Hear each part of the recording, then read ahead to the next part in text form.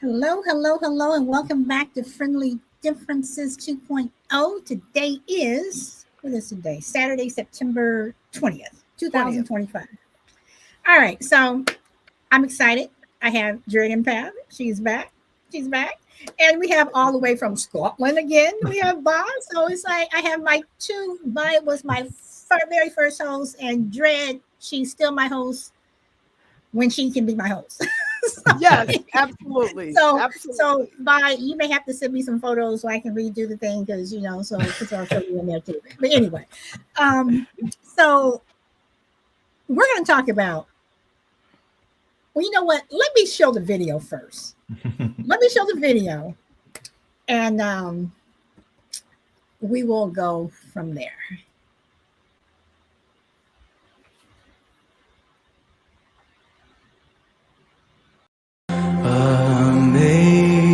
Amazing grace, how sweet the sound that saved a wretch like me. I once was lost, but was blind, but now I see. Nothing played. No. Nothing played, and I just It was noticed just that nothing black. played. So you know what? Let me take it from. Sorry, folks. Technical difficulties. Be back with you shortly. Hold on. Let me take it directly from the source. Then. Uh-oh. No, I'm taking it directly from TikTok. Okay. In grace, how sweet the sound that saved a wretch like me. I once was lost, but was blind, but now I see. Amazing grace. Okay. So,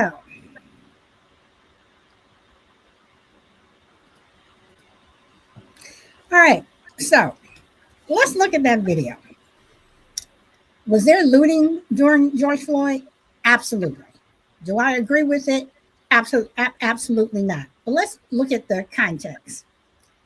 You can pick and choose and say, well, this is how people reacted to George Floyd, but you also have to look at the whole. And that's one thing that people don't do. And this is one thing that just bugs me is that if you're going to pick and choose, then that's fine. You're more than welcome to do that. But when when other people pick and choose, people want to say, "Oh, why do you want to talk about that? That happened so long ago."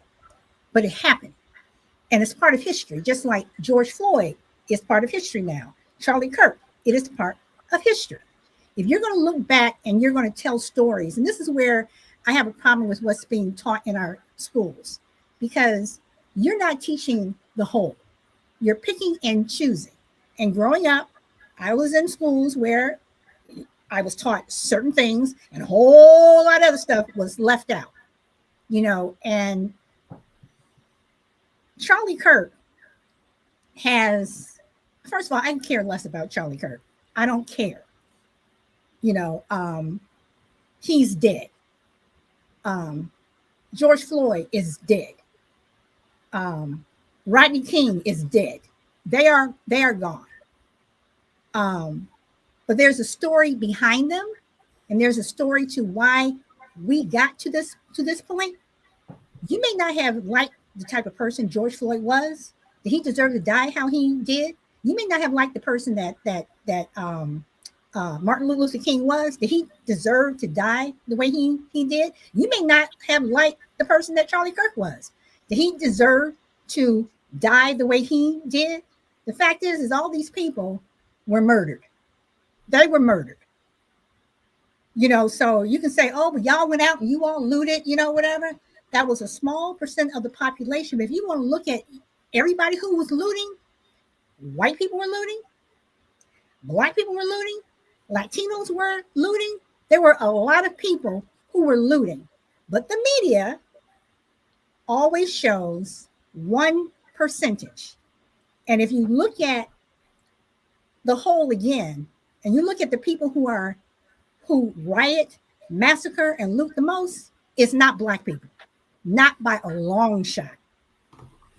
So once again, the media is going to show you something because they always show that we're these terrible people. And, Right. Chicago, where I'm from, oh my God, it's so violent. Two neighborhoods are responsible for the majority of the violence in Chicago. Two neighborhoods are responsible for most of the gang violence. If you look at it on TV, Chicago's burning down. Oh my God, if I get off the plane, I'm going to be shot. And again, you have to look at the whole. And that's what bothers me is that people don't want to look at the whole. I can't say all white people are bad because one of my best friends I've known for 36 years, she is one of my dearest friends. And we have gone round and round, whatever, and we disagree, whatever. But at the end of the day, we're able to still laugh and joke. She's in an interracial marriage. Her kids are very much involved on both sides of the issue, whatever. But you have to look at the whole. And that's what I personally don't like. If you're going to pick and choose, then pick and choose and be honest and look at everything. Dread, Bob? Do you want to go? Well, I'll go then. I'm responsible for sending Solid that clip, so I suppose it is on me. I came across that clip randomly scrolling through my TikTok and thought it was a good. It's not a good response, but it's definitely one that can be used in the question that I was asked a couple of weeks ago. I think actually, Dred, you were on the show where you guys asked Crucible, are white people better than black? And I thought that was a video that could kind of at least show in a way that why white people might think that because of the way that black people behaved after George Floyd. And again, I can't really disagree with your opening monologue, Solid. I think the media are guilty. There's no person more strong on that, and you know that from the first time I met you. I was always harping on about the media, and how much they take small percentages and bad behavior and blow them up and make them sound like they're, the whole population. And that is something that I'm passionate about, that they shouldn't be doing that. But yeah, like I'm not well versed in the history of America and all the riots, and I did look up today because I knew your topic of your show was going to be about riots. And to be fair, a lot of the top 10 riots, if you will, are all pretty much around race in America, and that they've resulted in a lot of black people being dead after them. So yeah, you've probably got that, but I feel like if this show is going to turn into one where it's point scoring and like you guys done this, we done this, the left did this, the right did this, that's exactly where I don't want it to go. Because when we talk about slavery, for example, I often say on previous shows, if I can bring up something and then you bring up something, it just becomes point scoring. I'd like to get to the bottom of why, as in we could talk about the media and why they do that to cause division. But maybe you've got a different angle on that. But yeah, I'll pass it over to Dread. Well,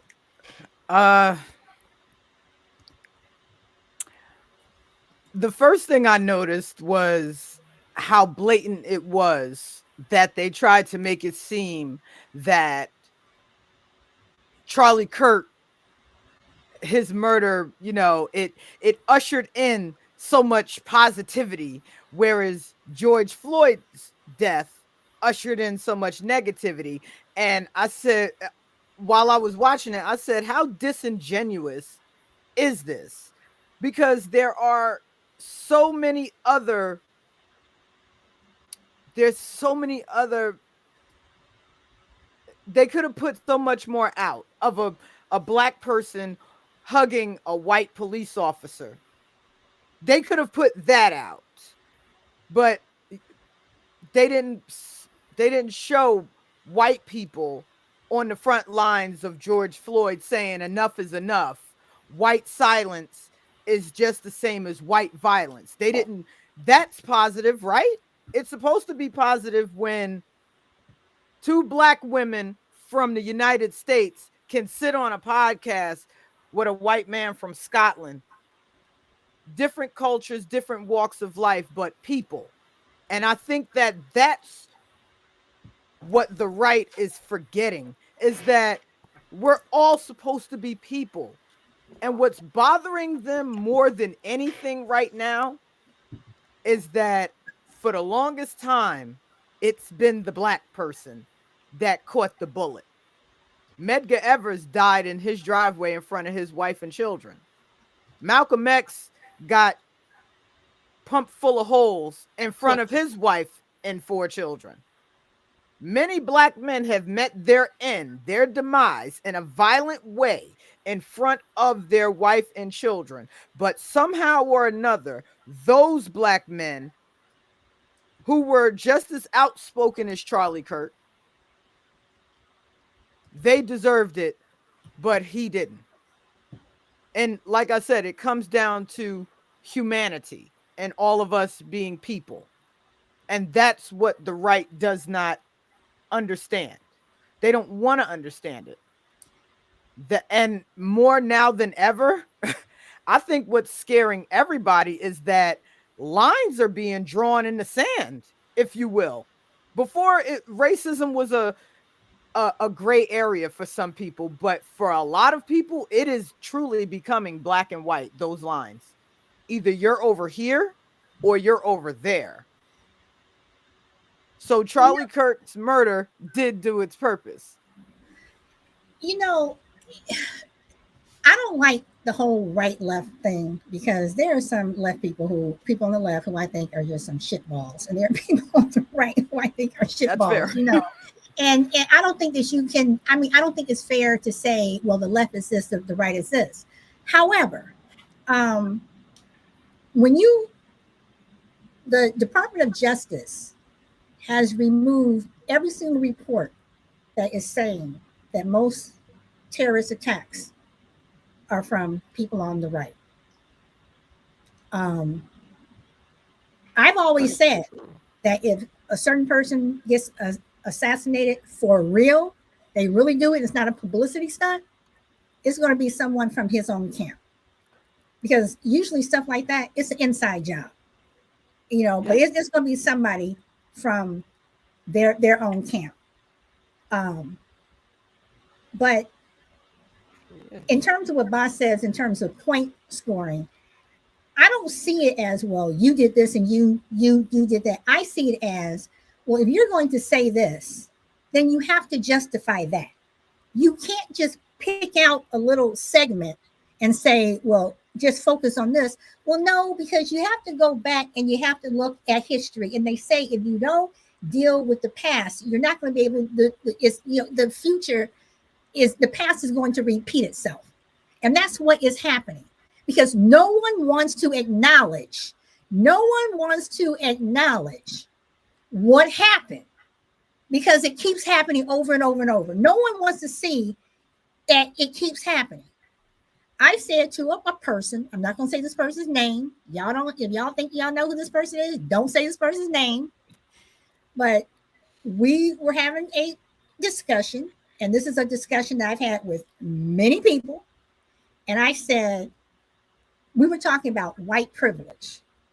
And some of the things that this person was saying, I was just like, whatever. And then I just said, you know what? Never mind. The bottom line is you don't want to lose your white privilege. And he said, you're absolutely right. And I said, you know what? bet I know who it is. I bet I know who it is. And I just said, would your answer? I'm not so surprised at your answer. I'm not pissed off at your answer. I knew that's how you feel. Then they tried to backtrack. I said, no, you've said it. I'm not. I said you don't want to lose your white privilege. You acknowledged it. Okay. This is what I'm saying. Just be honest of how you feel. Just, one thing that I'm happy that Trump did. When he came down that escalator in 2015, and he made that comment about the Mexicans being rapists and thieves and everything, I was happy he did that. Because what he did was he allowed all the people who thought like him to come out of the woodwork. I'd rather you talk about me in front of my face so I know who you are, as opposed to me having to watch my back. And there are a lot of people who were my friends, and some of the things that they've said, and then they look at me like, oh, well, I don't mean you. Well, who do you mean? My father, my son, my husband, my brother, my sister? Who do you mean? It's just like he allowed people to come out of the woodwork and say, well, if the person who is running for the highest office in America can say this, I can say it too. Yeah. When that little white boy went to school and grabbed that little girl's vagina and said, the president does it, I can do it too. Mm-hmm. He was 10. Mm-hmm. That's the point. See the Charlie Kirk shooting, regardless of what happened and who did it and all that, that is my one true belief with what's going to happen going forward is the rhetoric that's built up from since 2016 when Trump got in office, and you've just mentioned what he brought to America with being blunt and bold. And I stick up for that in a way where I liked Trump in his first term. He was funny. This second term round, I don't. I think it's a lot darker and sinister and all that. And I think a lot of stuff is headed in that way. But weren't you just sick of politicians being asked questions and beating around the bush and trying every other way to not answer the question, media trained? And then you got Trump, who was bold and blatant and said it like just the average person. And that's why I think a lot of people think that he won, because of the things that he was saying versus Hillary Clinton in the debates about you'd go to jail. Like just being funny and open and honest and talking like the average person. But the thing about it, is he wasn't being honest. He may have been funny to some people. He may have been open to some people. But was he honest?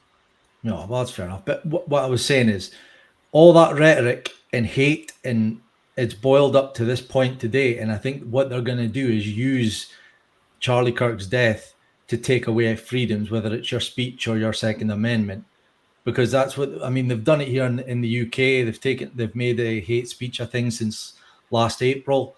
And it's just, I just see the world as, it's globalism. So each country will be going through their own little thing right now to silence people, to take away freedom of speech. And America are going to use Charlie Kirk's death to do that. And if it was obviously everyone knows in the show that's listening, they know I'm a bit of a conspiracy theorist.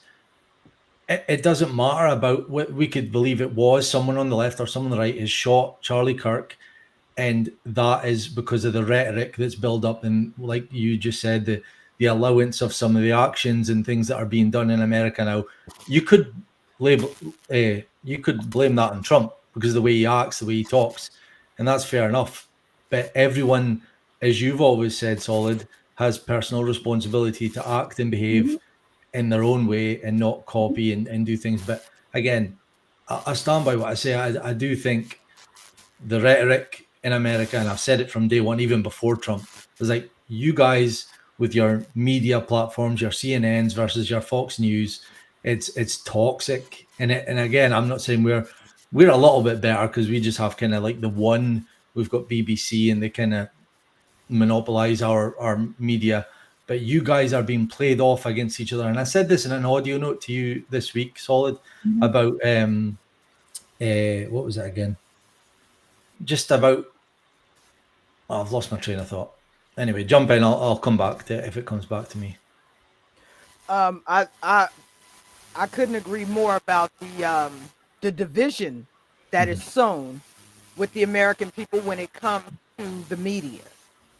Like you said, you got Fox News versus CNN, OAN versus MSNBC, so you have one media network saying, hey, these people that look like this and look like this and speak like this and come from this country, they're a danger to the people in this country. Then you have the people over here saying, hey, let's let everybody in. Both sides are being dishonest and disingenuous.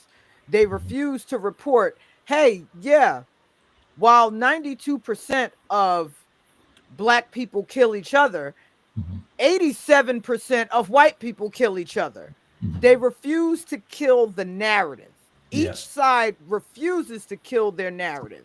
One that everybody belongs, which, hey, listen, if we're being completely honest here, when it comes to immigration, if you're in another war-torn country, you're trying to make a living here, you come here, great.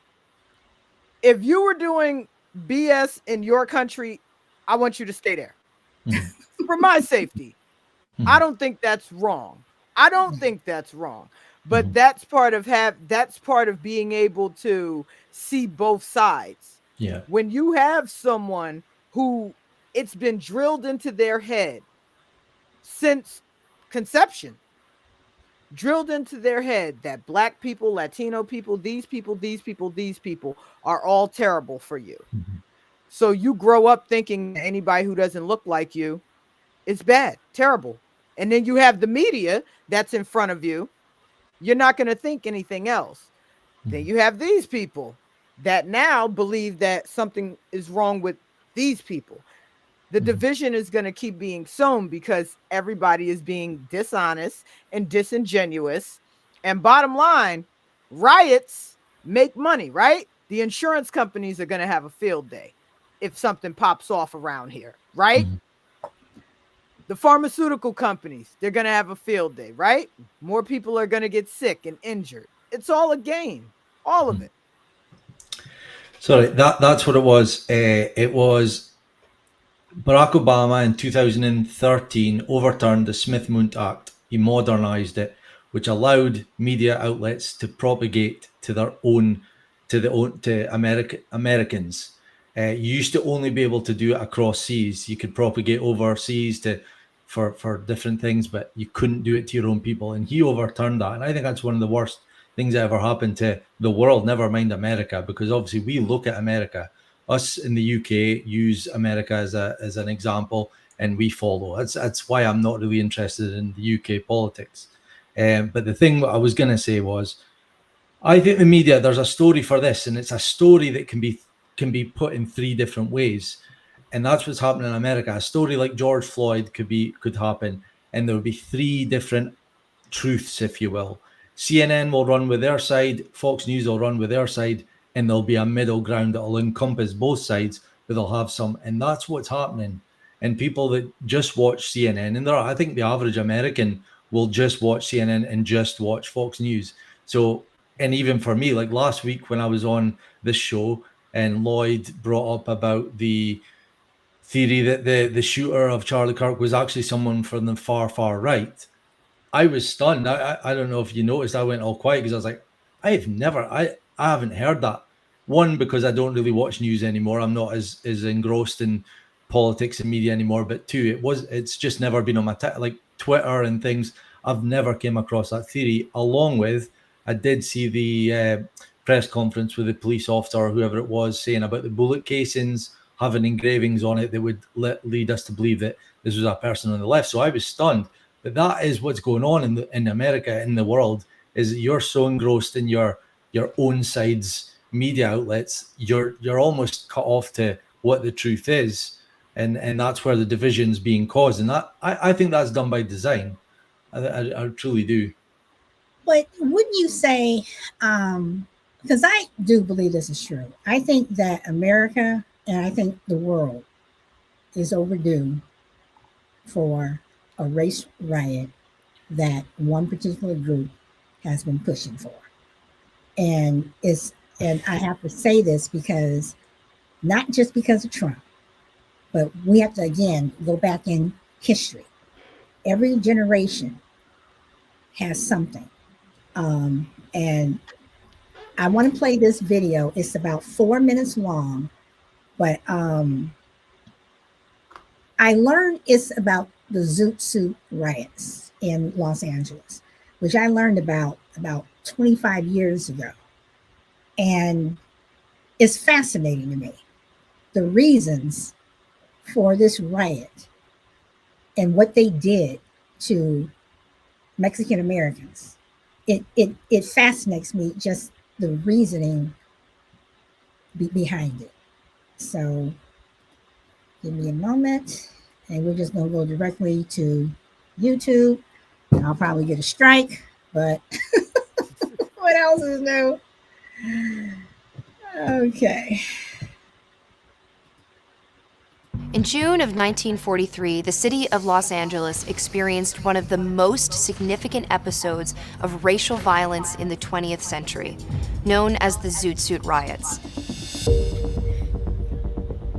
Racial tensions had been rising in the city and were made only worse by the biased reporting of the Los Angeles media. When a group of American sailors attacked a group of mostly Mexican Americans in East LA, the city exploded. In hindsight, this seemed inevitable. With many young men overseas as a result of World War II, labor in the United States was in short supply. So in 1942, the U.S. government reached a deal with Mexico named the Bracero Program, which allowed some Mexican citizens to move to the U.S. as temporary workers. Los Angeles already had a large Mexican-American population, but this new influx of workers provoked greater racial animosity. Much of the white population, whose views were echoed in the mass media, blamed Mexican-American teenagers and young adults for various issues in the city, especially crime. Even the way Mexican Americans dressed angered the city's more conservative population. Many young Mexican Americans started donning the Zoot Suit, a style that incorporated an oversized coat, pork pie hat, long chain, thick-soled shoes, and baggy pants. This fashion evolved out of Harlem nightclubs and was popularized by cultural icons like Duke Ellington and Cab Calloway. The suits themselves weren't inherently offensive, but in the context of World War II, they were. You see, during the war, wool had been rationed in order to make uniforms for the troops. The very manufacturing of zoot suits, with their excessive use of fabric, was banned. But a black market developed, and so those zoot suit-wearing Mexican Americans, known as pachucos, were seen as unpatriotic. On the night of August 1st, 1942, pachucos were involved in a brawl in a home near Los Angeles' Sleepy Lagoon. The next morning, the body of Jose Diaz was discovered nearby. The media and police quickly blamed the zoot suit-wearing 38th Street gang. Hundreds of pachucos were rounded up, regardless of affiliation. 22 were eventually found guilty for the Sleepy Lagoon murder in what was later considered a great miscarriage of justice. To some, the verdict was grossly unfair. To others, it confirmed what they already believed, that the zoot suit wearers were inherently violent. This all helped to create a powder keg bound to explode. A few months later, a group of 16 American sailors stationed in Los Angeles claimed they were verbally taunted by a group of Pachuco zoot suiters. Seeking retaliation, the servicemen took cabs over to the Mexican neighborhoods in East LA and started attacking those wearing zoot suits with makeshift weapons. The Pachucos were thrown into the street, their zoot suits torn off and burned on the spot. The ensuing riot continued to snowball over the following days. Violence spread to include both Pachucos and young African-American men. But instead of arresting the attackers, police arrested the victims, supposedly for their own protection. By June 8th, the rioting had become so severe that all military personnel were banned from Los Angeles, and military police were brought in to subdue the attackers. Miraculously, no one was killed, but the impact of the Zoot Suit riots would reach far beyond the number of casualties. Once the dust had settled, Governor Earl Warren commissioned a report that was meant to paint Californians in a more positive light. Instead, the Independent Citizens Commission found the chief cause of the riots was racism, naming the city's newspapers for encouraging the riots and the city government and U.S. military for allowing those riots to continue. Historians view the Zoot Suit riots as a culmination of anti-Mexican racism that had been building for years in Los Angeles, exacerbated by the stresses of World War II. The riots forced the country to face these problems head-on and confront the systemic oppression faced by Mexican Americans in Los Angeles and throughout the country.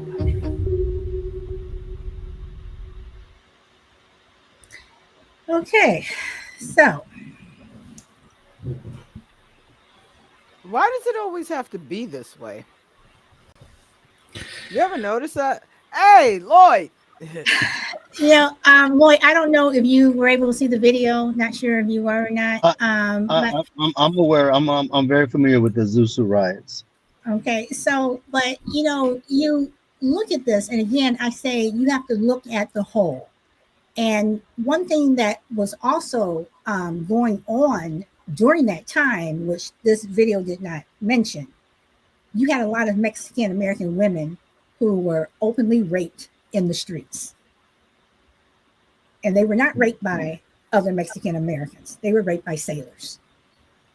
So again, I go back to that when we want to talk about riots and say, oh my God, this is what happened. This is what happened. And again, I go back to the looting thing. I don't know why people want to loot during riots. I just don't get it. I think it's wrong. But in terms of protests and why people protest, and I'm speaking as a Black person, the culmination of everything that just builds up and it just pisses you off.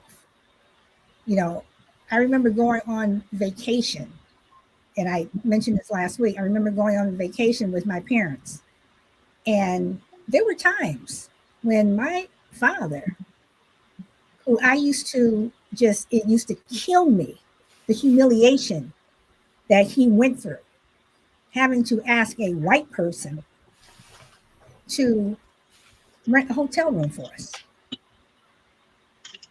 We could have done the green book. I have the green book. We could have done that. My mother refused to do that. She says, I'm not doing that. I'm staying here. I'm on vacation. I can afford it. I want to stay here. I want to stay in this hotel. I want to walk into the lobby. I want to walk up to our room.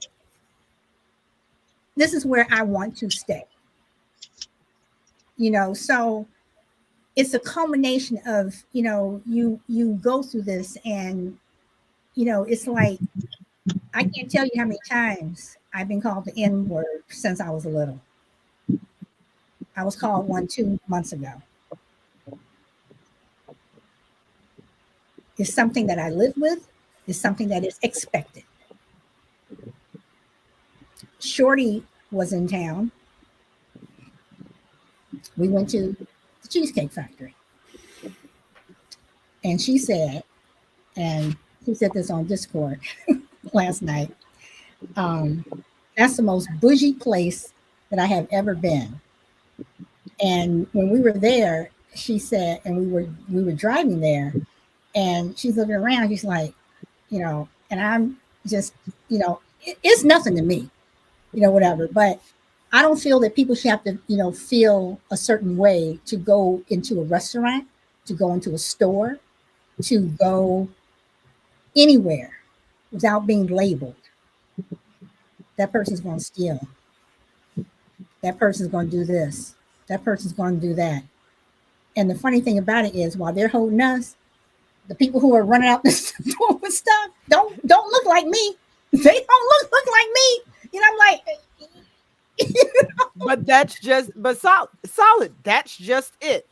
They don't look like me. The problem with the right now is that he does look like them. He's a good old American boy. Father was a veteran of the police for 27 years. He's a pastor now.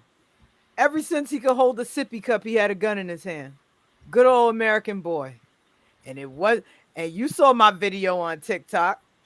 They thought that he was going to be black, brown, trans, gay, lesbian, liberal, Democrat, whatever. but He wasn't that. He looks like them. But you look at January 6th, and again, this is why I say, you have to look at it, because all we heard, well, first of all, Fox News did not cover it at all. They did not cover it at all. And then when what's his name? What's the one that got fired?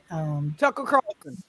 When Tucker Carlson, he when he finally put something up, he put up when they were walking, when they were being escorted out, and they were in the quietly, whatever. They're like, oh, these are people that write. But all we heard was it was Antifa, it was Black Lives Matter. It's like you're looking at this like, where's Antifa? Where's Black Lives Matter? I'm Antifa. I am Antifa, y'all. Antifa is a thought of mine. Antifa is anti-fascist. That is what Antifa stands for. I am Antifa, proudly. But you look at this, and plus, if it was Antifa, if it was Black Lives Matter, first of all, they never would have gotten to the Capitol steps, and if they did, it would have been black bodies all dead, unalive on the Capitol steps. The military would have been called out, and they would have been whatever. So again, when you want to look at Charlie Kirk, you are right. Charlie Kirk has opened the door for the government to do whatever they want and say, we're going to start to control you. Look at Jimmy Kimmel. Jimmy Kimmel just lost his job and Colbert too. Yes. And he's calling for Fallon. That they said about Jimmy Kimmel. But how many years have we had to listen to people talking about Obama? And they're calling for Fallon and Seth Meyers.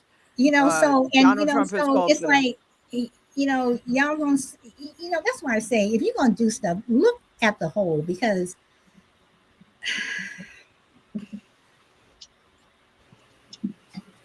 anybody? And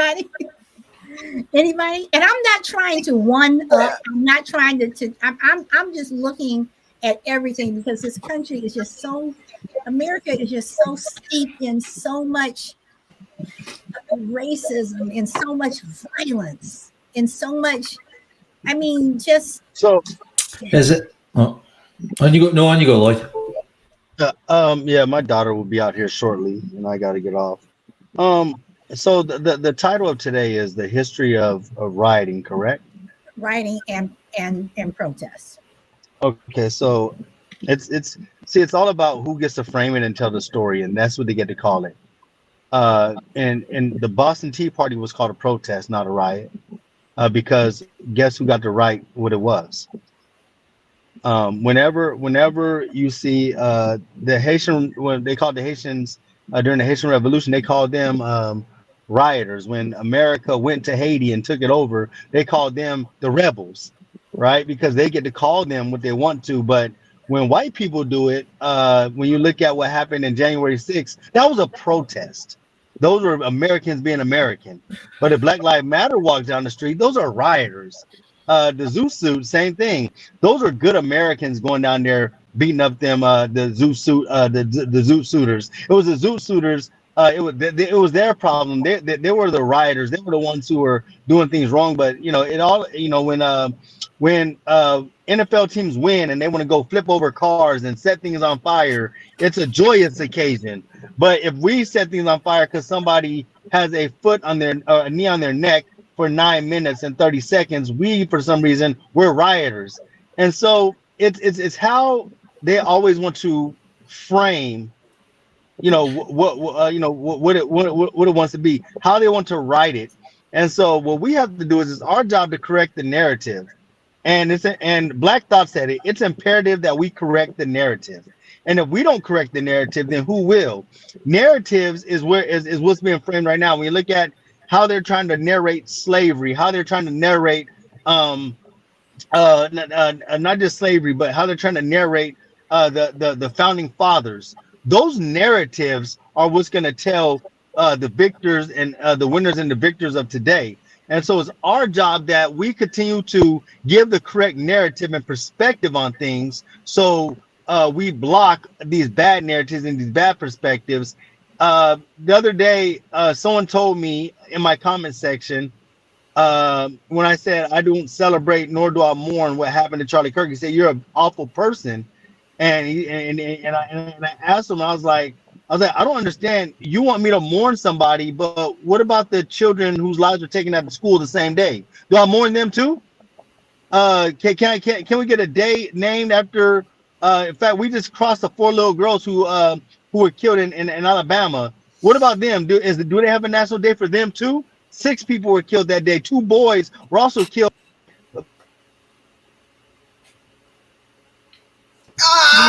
Let him cook. There he is. You are back. So yeah. Okay. I'm sorry. Yeah, my daughter's calling me asking me where I'm at. Okay. I'm parked out in the parking lot, but that's all I got. I wanted to come. I thought we were gonna have a lot more time, but I guess her group is out and she's over here doing community service for thank you. ROTC. Thank you for coming on. And you should have left your hair in the twist. Oh, I can do that in a heartbeat. All I gotta do is get the little thing and I twist them out. No, I like the way you were rocking the twist last week. So thank you. Well, I'm so happy I got to see my friend Dred. I seen Dred. I went in on the YouTube side. I said, "Dred's there. Let me go over there to it." Yeah, vacation. Well, thanks for popping on, Lori. Hey, my brother, I thank you so much. It's always good to see you too. Y'all all take care, and I will see y'all later. Okay, thank you so much. Mm-hmm. All right. Oh boy! Now I love what he said about narrative. I love it. Yeah. Yes, because let me do this real quick because I remember when this happened. This was when the Chicago Bulls from 1992.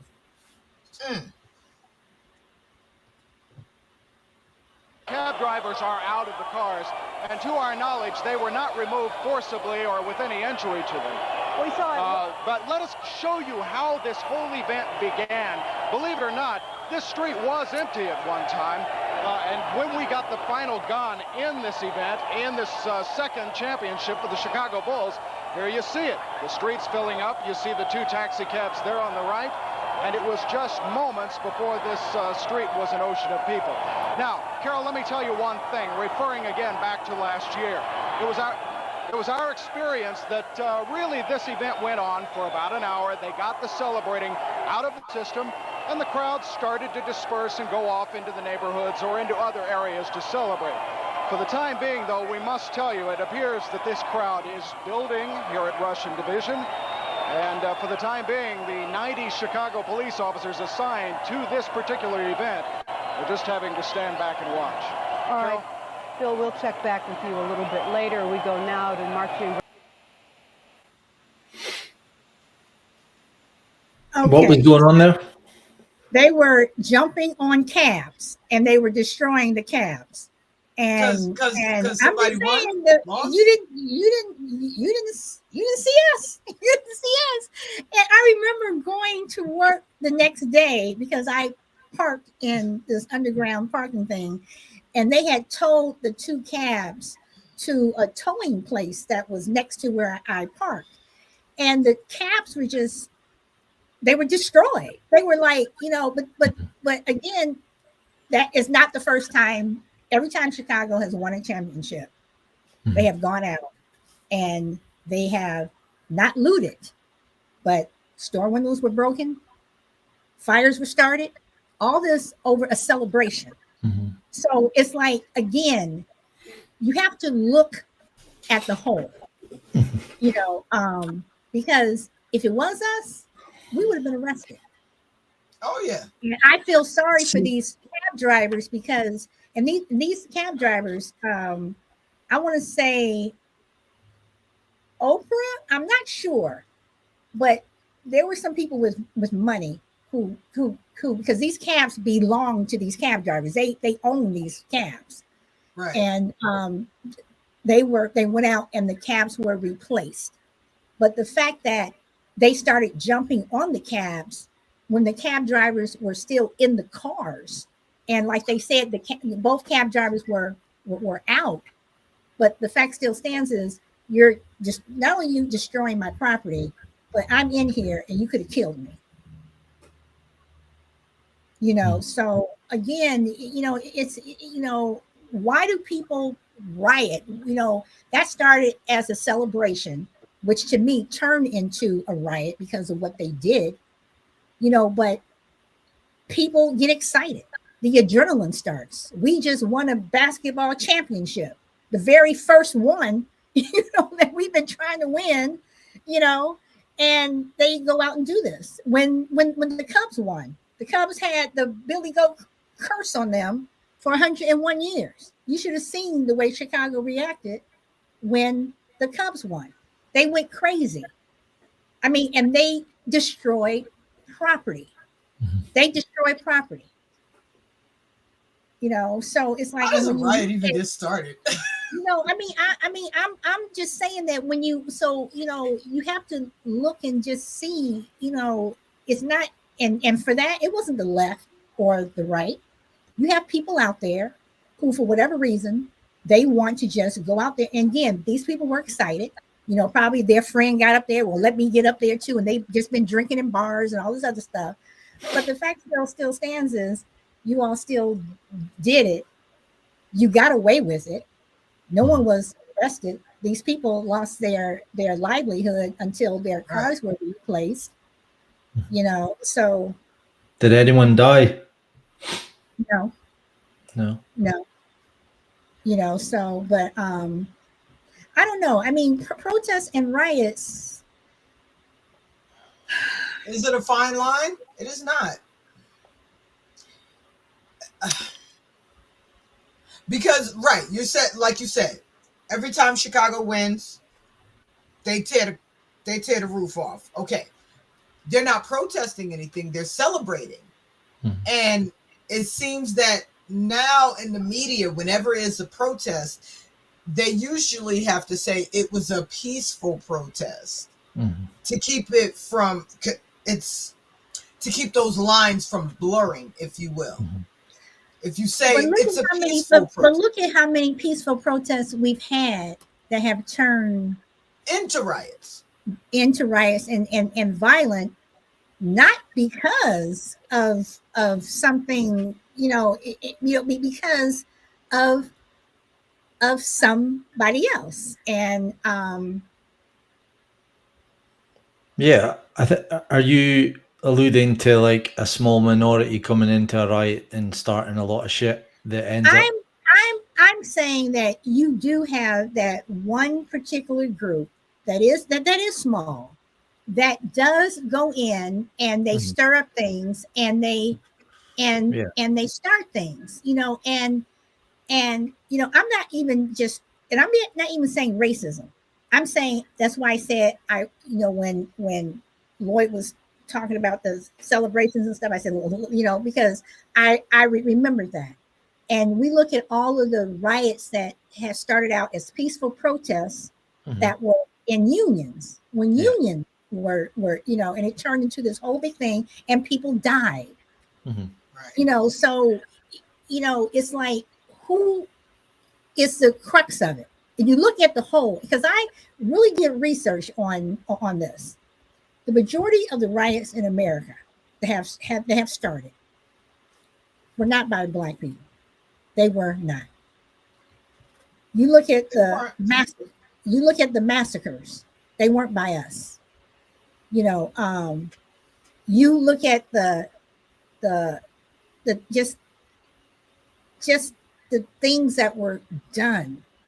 It's like you look at the bloody summer of 1919 in Chicago, where if you were swimming in Lake Michigan, there was this imaginary line, and you had a black man who crossed over in the water. Okay, we're talking about imaginary line in the water, crossed over this imaginary line, and that turned into a 3-day riot where white people died, black people died, homes were burned, people were lynched, all because somebody swam across this imaginary line.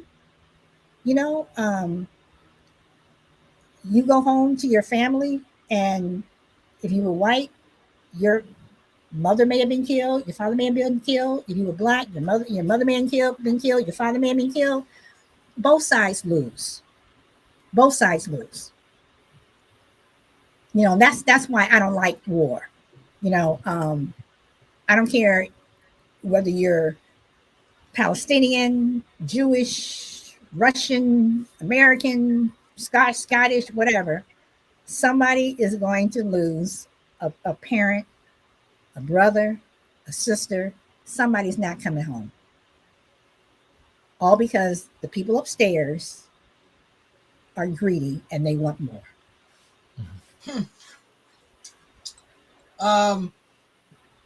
We're talking about Charlie Kirk. I think that it's only fair that we acknowledge that since Charlie Kirk's murder, 3 black men have been found hanging. One was, of course, a Delta at a university. They've ruled his death a suicide. They've all been ruled suicides, and black people don't kill themselves by hanging. The young man that was just found hanging in Albany, I believe, either yesterday or 2 days ago, and unfortunately, I can't remember the third young man that was found hanging. But this goes to the heart of narrative and what's pushed out, and the cognitive dissonance, and as I keep saying, the disingenuous thought process. They want to make it seem like Charlie Kirk didn't stand for violence and hate and bigotry, but he said that black people should have never been freed as slaves because we did better as slaves. He also said that the 1964 civil rights movement and law was a mistake because we were doing better when we were segregated. That was Jim Crow. So acknowledge those 3 black men that even though Jim Crow has been abolished, I guess the death of one white man is going to trigger a domino effect, because let's be real about this. They want to erase history, but it's always because of one white person that 200 black people will die. It is because of Charlie Kirk's hatred and bigotry that more black men, Hispanic men, indigenous women, they will die, and they will be sexually assaulted because of the narrative that has been pushed out by Donald Trump, by Charlie Kirk, by Candace Owens, by all of those right-wing MAGA nuts. Yes, I will say it freely. And all I can say to anybody out there that's listening, make sure you're on the right side of history, because history is unfolding right before our very eyes. The revolution will not be televised. Oh, it's being televised. It is on being TikTok, televised. It is on being TikTok, on televised. Instagram. We're watching it unfold in real time. And the reason why we have a fascist and we're on our way to a dictatorship in America, folks, is because nobody paid attention in history. And everybody thought when we were studying history that it couldn't happen here. Nobody thinks the Holocaust. But you can't say it. If, first of all, it can happen anywhere. Okay, it can happen anywhere. But again, America is steeped in so much violence. It just is. And I just don't understand why people don't want to acknowledge it. You don't want to acknowledge something that's right there. You know, you can try to take this statue down, take this down, put this away, whatever. But the fact still stands is that it happened. And I am 100%, Jared, I know you disagree with me on this. I am 100% against taking down the Confederate statues. I believe they should remain. I think that they should have remained up, but they needed to tell the truth about it. Let the Confederate statue of Robert E. Lee, let it stay in the Central Park or wherever the hell it was. Let it stay there. But tell the truth about who Robert E. Lee was. Tell the truth about Columbus. There's a reason why Columbus Day now is now shared with Indigenous Persons Day, because of what Columbus did to the Native American people. It was disgusting. It was a crime. In his own words, if you ever read in his writing, they duplicated in his writing, his journal, what Columbus did when he first came over and discovered America. First of all, he didn't discover America. He wasn't even in America. Okay. But in his own writing, how they used to take babies of Native Americans, and his soldiers would bet on who can bust the head the most from how far. And they would take these babies and they would slam them up against walls. You look at the alligator babies of Florida. They wanted Florida, and Ron DeSantis is trying so hard to get rid of the history of alligator babies. But you have people who that happened to, where their babies were fed to alligators, that they remember this stuff, the history. And that's why I say that you need to pass these stories, even not just bad stories. You need to pass down good stories. You need to pass down things that were fantastic. I mean, Bob, when I was asking you about, about the Scottish Olympic runner, it's like, I love history. And this was like back in the 20s. And his story is just so fascinating to me. He was one of the best Olympic runners of all time. So, we need to talk about, we need to have the hard conversation, and we need to acknowledge it, because I will acknowledge there are some Black people out there. I look at them and I just shake my head. I'm like, what the are y'all doing? I mean, seriously, it's like, what the hell are you all doing? But at the same time, I think that Latinos need to look at their own people and say, what the hell are you doing? I think white people need to look at their own people and say, what the hell are you doing? Asians need to look at their people and say, what the hell are you doing? Because we can correct other people, but then it's like, oh, now you're being racist. Oh, and you're trying to tell me this. You need to correct your own people. And you need to acknowledge what your own people are doing that is wrong. Because I have talked to many a Black person who didn't want to hear it. And it's like, okay, all right. But you want to know why you can't do this? Because they think we are this.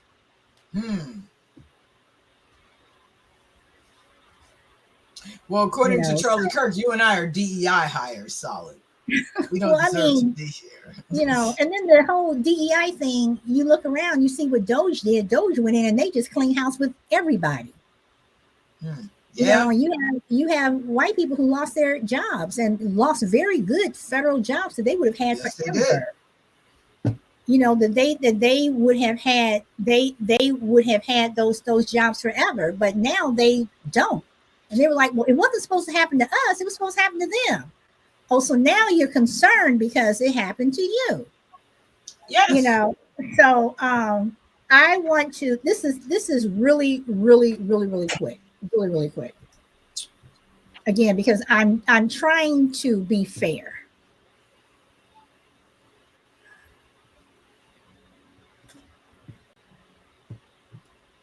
The Harlem Riot of 1943 was a significant civil disturbance in New York City's Harlem neighborhood during World War II. It started on August 1, 1943, fueled by racial tensions, economic disparities, and social inequality faced by African Americans. The immediate trigger was an incident involving an African American soldier and a white police officer. The riot resulted in violence, looting, and clashes between residents and law enforcement. The event exposed deep-seated racial inequalities and sparked discussions on civil rights. It urged the need for social and economic reforms to address discrimination and uplift marginalized communities.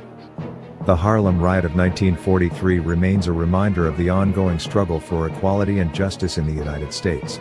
The Harlem Riot. Okay, that's not what I wanted to show. I wanted to show the Haymarket riot. It was between the union, people who were in the union, and the police officers.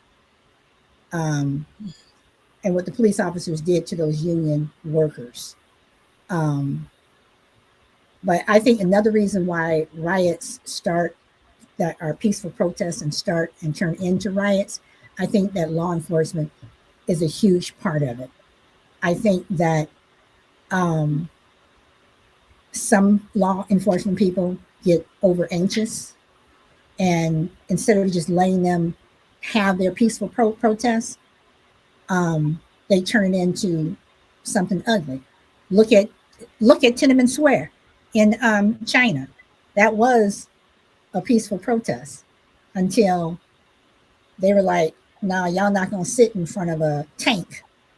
We're gonna start arresting you and doing other things to you."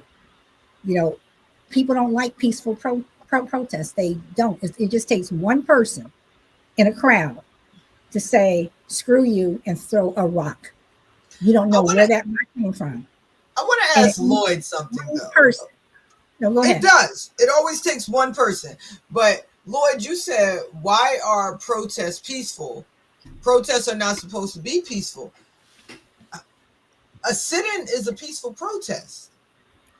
Okay, so this is so we're conflating a lot of different words, and I said that because even if you and I just did a quick chat GPT, what's the difference between a riot, a protest, and rebellion?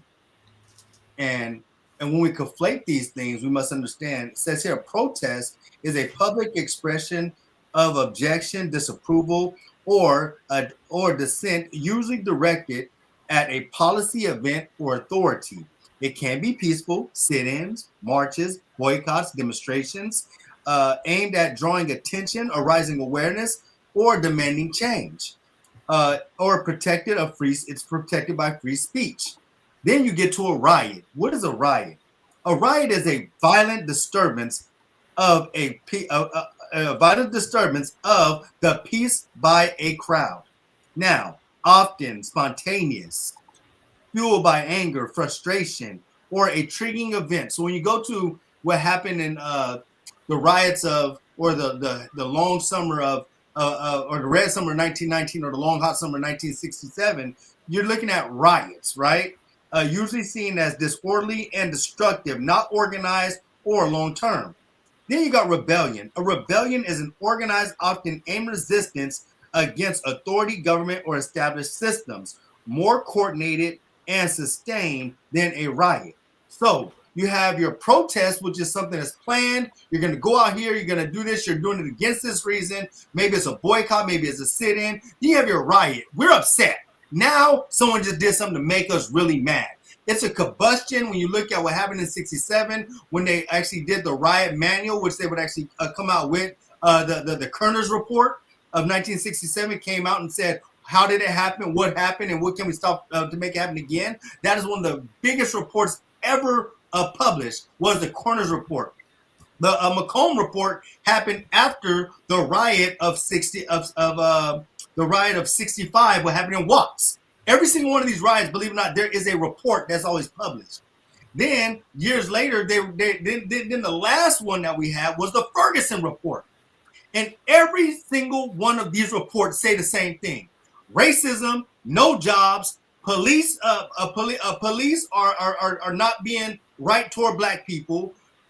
All these things are the center of it. No education, no health care, all these different things. And so it boils to the point where people are exploited, and now that's the powder keg of a riot. A protest is like the Montgomery bus boycott. Then you have a rebellion. Rebellion is, hey, this is a long planning situation. Denmark Vesey, Nat Turner, the Haitian Revolution. These are things where they all have these different planning. Hey, we're going to do this, and this one's going to go down, and we're not going to stop until it's over. And so we can't conflate. So we have to understand the difference between when we say, what's the history of rioting? You must understand there's a history of rioting, there's a history of protest, but then there's also a history of righteous rebellion. And I think we have to understand those differences. Do you think the Montgomery bus boycott was also violent? Because for the year that they stayed off the buses, they were also harassed, they were beaten. But violent for who? You know what I'm saying? The people that was doing it wasn't violent. No, right. But what I'm saying is even in every peaceful boycott and every peaceful protest, it's always going to be one person who makes it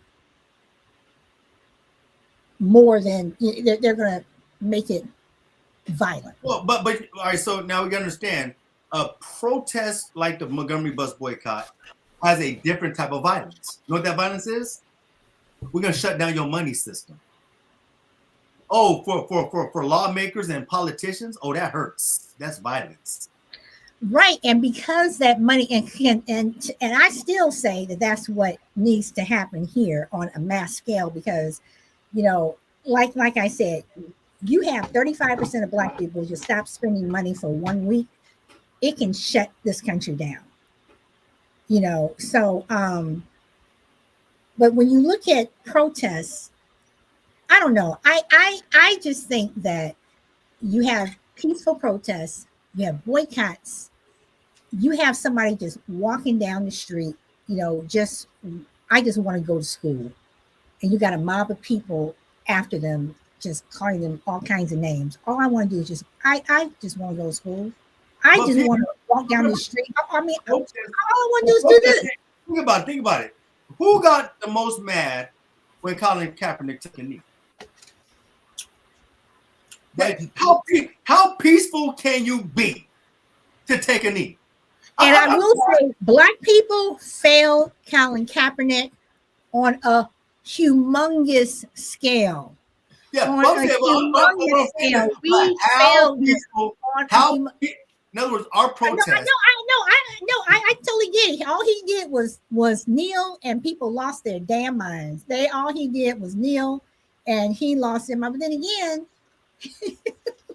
people lost their mind when Barack Obama wore a tan suit. When he wore that, I mean, Fox News could not get over Barack Obama and that tan suit.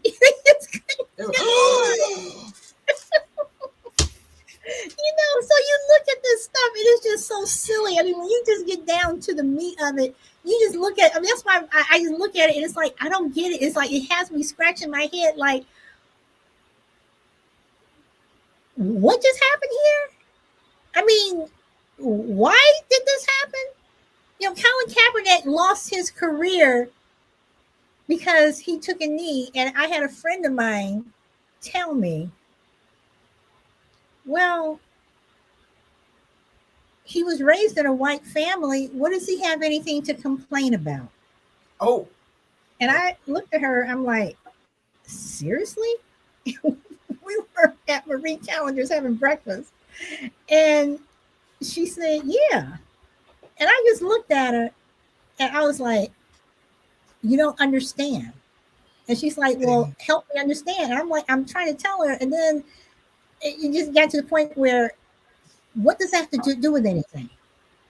She said he was raised in a white family. What does he have to complain about? Is that correct? She said that? Yes. And she's one of the people that that we've slowly, and it's like, I don't know. I again, this is why I say when I watch the news, because ever since November I really haven't been watching anything much. I watch MSNBC, I watch Fox News, I watch BBC, I watch. There's this Chinese station that translates into English that I watch, and the reason why I watch all these things is because I want to hear what everybody's talking about. I want to hear what everybody has to say. I want to be able to, if I'm going to have an intelligent conversation, I want to be able to talk about everything. I want to be able to be part of the conversation. I have read books from that have been written um, uh, by people on the right. I've read a lot of their books. I disagree with them, but I've read them because I want to see what are you talking about. What are you talking about? You know, do I have that up here? But I still say, uh, let's see. This is a book that all y'all need to read. Our Hidden Conversations. Okay, I'm intrigued. Do tell. And what Americans really think about race and identity. And they talk about a lot. I mean, every group talks about what they're saying behind closed doors. And it's a book where you're like, some things you're like, okay, yeah, I figured that. And some people are like, really? Really, whatever. And you know, it's Found it's it. like it's like the woman from Tennessee, the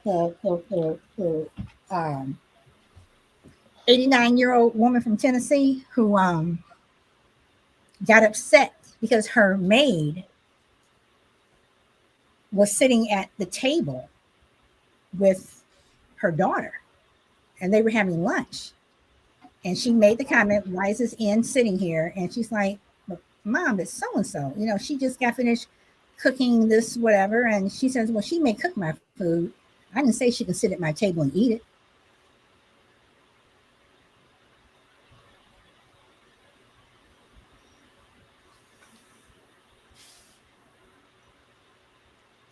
And you just look at this stuff, and it's like, this is why people protest. This is why things turn into um, riots. So did you hear about the latest protests? Do tell. So October 14th, officially it was supposed to be Charlie Kirk Day. It's also the birthday of George Floyd. Yeah. So they just happen to be on the same day. They both happen to be born on the same day.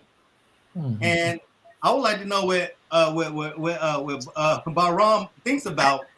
Like people are now saying, since they want to celebrate Charlie Kirk Day, they're going to have a George Floyd protest or get-togethers on that same day with George Floyd stuff and George Floyd it out on Charlie Kirk Day.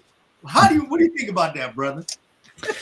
That doesn't surprise me at all. Did Biden not make Easter trans or Pride Day or something like that? Like that again, more division. I just Pride was born out of something else. No, I feel like when Biden last Easter, 2024, did he not make Pride Day or something to do with LGBT the same day of Easter? It was basically. I didn't hear about that. What was the reason for doing that? I could be wrong. I remember that.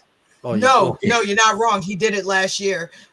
It was Trans Awareness Day. It was something. I mean, why on Easter? I mean, what was the purpose of doing it on Easter? Well, I'm sure you can guess. I have no clue, but yes, I remember that. Good call, Bob. I remember that. I mean, my question: did he do it because Easter's supposed to be like the He is risen Easter Sunday, someone coming up? Is that it was it a mock toward a holy day of everybody showing up the church in white? Let's go ahead and put some rainbows in there. I don't know, but my thing is it's just causing division and people fall for it. That's what I've not said much. I'm sure you are like in the show because see everything. And don't take this wrong. Everything that you guys have said on this panel, and it could be a different three people. I can't take what you have said for truth. I'm not saying you're lying, but I have to now go away. The suit thing, never heard of it, but I will now go away, and I guarantee there's a different side to it. Just like Lloyd was saying, and I applaud you. Like your rant before when you were in the car was perfect, but we seem to like go back and like the narrative, like with George Floyd, he was made a martyr. On one side, he was a martyr, didn't deserve to die. I agree with that. But on the other side, he was in jail, 4 or 5 times, held a gun to a pregnant woman's stomach. But yet then after hearing that, you're like, okay, and then you go back to spouting your side again. Sorry, you guys were saying about you're labeled this, they guys were labeled that, then on this riot, they were labeled that. I'm sure you're using the labels from your side. But I'm sure if I was to go and listen to, for example, Fox News's version of the Zooters, I would see there would be some riots, right? So basically, the bottom line is we're sitting here arguing or point scoring, and I know you say you're not, but I don't think, but it's not. I think that this is where I think that we disagree by is that you see it as point scoring. I don't see it as point scoring. I see it as, again, you have to look at history. You have, because, and I don't look at, and I'm not saying the right is doing this, the left is doing this, whatever. I look at that because there are racist people who are on the left. There are racist people who are on the right. George Floyd holding a gun. Yes, I know he did that. But my thing is, he held a gun to a pregnant woman's stomach. Did he deserve to die with a policeman's knee on his neck? Did he deserve that? No. He was, it's like he did bad things. But a lot of people have done bad things. We have police officers who beat the crap out of their wives, beat the living daylight out of them. But when they call for reinforcements, other police officers will go to that wife and say, calm down. He's under a lot of stress. They protect the blue. But the next door neighbor whose husband is beating the crap out of them, they're all ready to go in and we're going to arrest them and we are going to do that. It's not right. And I'm not trying to point score. I'm pointing out things that this is what happens. You can go and the zoot suit thing, there could be an entirely different story. You're absolutely right. But the bottom line is you still had people who died. I'm sorry, you had people that died. You still had people that got beat up. You still had people who were arrested. I mean, there's just so many. There are just so many things that you have to look at, so many components. You just can't look at one thing. You have to look at the whole. And that is what I do. I look at everything. And believe me, there are some Latinos out there that I could care less about. You all know how I am about immigration. I think if you don't come out over here the right way, go home. Go home. Because I'm tired of my tax dollars taking care of you. Go home. And I just want to say one more thing. This is another book you all should read. We the People Are the Problem. This is a very short read. It's a very good book where it talks about every single person in this country is the problem. We're all the problem. I was always a problem. But so again, see the two books you've just held up. I'm just shaking my head because it's the first book. What was it called? I'll start with that book. We Are the Problem. It's the whole thing. I have a disagree. Hidden conversation. Yeah. Now that is just causing. It's just poking the bear. You go read that and you go, is that what they think of me? But Oh, is it okay? But is it poking the bear? But at the same time, it's like, I look at somebody like Lloyd, who I know reads a ton of books, and I've read I've read books and whatever. Whether you agree with it or not, I read Tucker Carlson's book. I didn't buy it. I went to the library and I read it, but I I read a lot of different things by. I This is why I watch different news channels, because I want to hear what everyone is saying. You may not agree with what that person's saying, and yes, this person's going to have their side of the story. Your two kids, your kid goes to school and gets into a fight. It's going to be your kid's side of the story. It's going to be their side of the story. We're at the point now where you have to have cameras. You have to have cameras that's going to show the real side and what happened. And But what I was saying earlier about was there is a concerted effort there's a word called ghost line. It's almost like settler colonialism, to erase the lived experiences of those who went through it. And so when you read one person's narrative, or would you say the European narrative of the Zusu riots, what they do is they ghost line, or should I say use this word, or they replace the narrative or do not give voice to the people that went through it. If we were to go back to World War II and see that they took and made the Japanese internment camps, if you only hear United States' side of it and says, "Oh, we felt that the Japanese were a threat to American people because of what just happened," people would sit there and say, "Then it was just to lock them up and put them in these cages or these concentration camps." But then when you hear the stories of the Japanese Americans, of how they were very much American, we loved being America. We loved being here. We came here and we did this, we did that. We helped build this, and now we're being rounded up on the streets and put into internment camps. If you ghostline their stories, then the person that did it gets to look like the victor, and their stories looks good. So we have got to learn how to see history through the lens of everybody's story, and then therefore we can put it together. Mm-hmm. So I think it's not if I hear their story, it's I have to believe the lived experience of those people who suffered, not the victors, of those people who suffered, because the ones that suffer is going to tell a different story than the victors.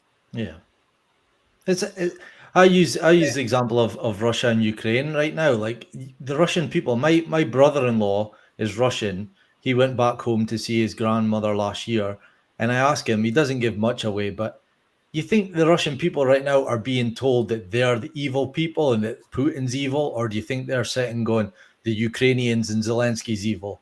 There's two sides to every story, and we as people choose to follow one. And here's another one, Solid. You've heard of it used to be Big Six, now it's Big Five. The Big Five organizations that every single channel, every single news outlet is owned by the Big Five. So you're not really listening to, different sides. Really, I get it. You're listening to angles, but ultimately these outlets are being funded by the Big Five, and what goes through them. And you're absolutely right. But at the same time, at least I'm making an effort. Yeah, no, I applaud you for that. Trying to see the one side. I mean, I know somebody who he only watches one particular station, and he will only listen to one particular news person. It's like you're not getting everything, and that's another reason why I like to read about different things. And I'm just going to show this real quick, because Dred and we both saw this. I saw it when I was in New Jersey. We went to see Shin Yun. I'm pretty sure you all have seen the things, whatever. And it's like, this was a history of China that is banned in China. They consider this communist, but we went to see it, and it was fantastic. And again, this is just me wanting to broaden my own, I want to see everything. I have seen Russian shows, I've seen Russian plays and things from the UK. I believe that you should, take your family to see different things and go to art museums and see everything. Just don't go and see a Black history art, whatever. Go see, what the Europeans did. Go see what the Asians are doing. You need to broaden your mind so you have a perspective of everything. I want to be able to join the conversation and be able to talk about everything. And having experienced a lot of things that you probably will never, but at the same time, you have experienced things that I would never. So you know, you can't discount it and say, you're keeping score, whatever, because everybody has their own story. And as a boomer, I remember a lot of things that happened. I mean, I remember when Martin Luther King was killed. I saw my father cry two times in my life. One was when Martin Luther King was killed, and the other time was when his mother passed.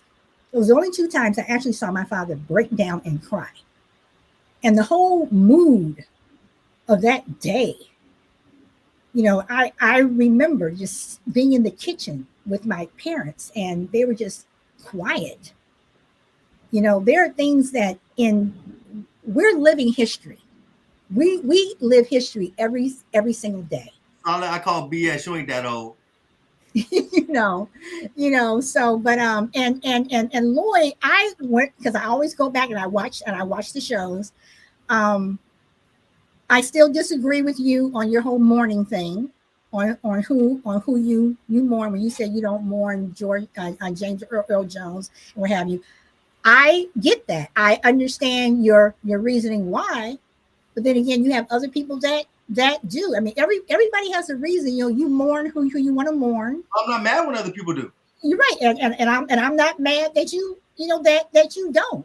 But you have some people who are going to be, like you said, get mad at you and say, "Oh my God, how can you? Oh my God." It's like you mourn who you want to mourn. You like who you want to like. You love who you want to love. But this country has a history. The Europe has a huge history. And if you go back and you look at the history of the UK, going all the way back to King Arthur, it's like just the stuff that went on, and the fight between the Scottish. I mean, all that stuff just fascinates me. And whether I'm reading it out of a book or seeing it on TV or whatever, it's I have that book, Solid, if I may. No, I'm sorry, Lloyd. You were go ahead. The floor is yours. Good. Now you brought up Shen Yun, and